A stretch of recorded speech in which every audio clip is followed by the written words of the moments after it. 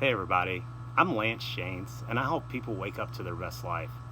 So today's video, I want to talk about a way that we can learn to let go of our ego.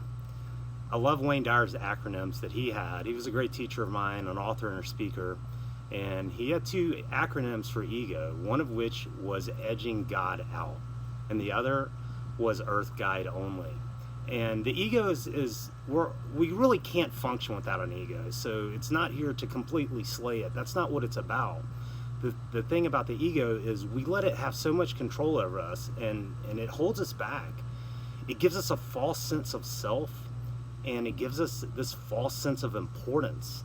And you know, that leads to so much separation and the need to be right. And that's really what I will focus on today is when you're faced with a choice to be right or to be kind and happy, choose kindness and happiness. I remember times when my kids were young, before I kind of learned this and realized this, I remember arguing with my kids over really stupid shit. Maybe like they were singing a song and they had the wrong lyrics, and you know, I felt the need to prove them right. Oh, that's not what it says. And how many times do we find ourselves doing that every day?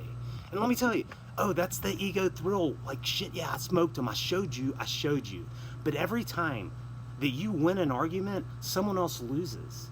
And when you're focused on the difference and trying to prove someone wrong, when you're trying to prove yourself right, you're lowering down, you're reducing someone else. You're making them feel worse about themselves. And a lot of the stuff that we fight and argue about is really pointless. And let's think about it in the history of our world and how broken it is. How many wars have been fought? How many lives have been lost over the need to be right about something? At the end of the day, it really is not important. And we have to learn to find that peace inside of ourselves. And when there's an argument and there's really not a winner, no matter, I know that ego part of you loves proving someone wrong. Ooh, I told you so. I told you so. But at the end of the day, when you do that, you're fueling that self-importance, and it's a false sense of self. It's not who you are. It's not who we are. We're loving energy. We are loving beings, and we're here to serve other people. And our world's pretty broken right now, and it seems to be getting more so. And we've got to learn to really let go of some of that stuff. So the next time that you're focused, you know, find yourself in an argument or a disagreement, you have to really learn to have that inner peace and to be the bigger person and not let that ego jump up and take control. You know what? That other person might be completely wrong, but you know what? We all perceive life differently. And for you to go and say otherwise, you know, to try to prove them wrong, you're just ripping them down. And what is it really doing for you? At the end of the day, yeah, it gives you that false accomplishment of being right, but what good is that bringing you? It doesn't bring you happiness overall.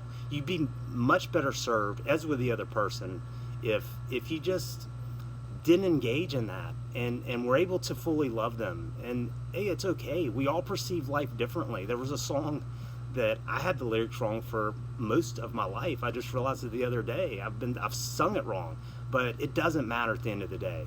So when you're forced with the choice to be right or to be kind, choose kindness. Thanks, everybody. Happy Friday and happy now, because you can't be happy yesterday and you can't be happy tomorrow. Thanks.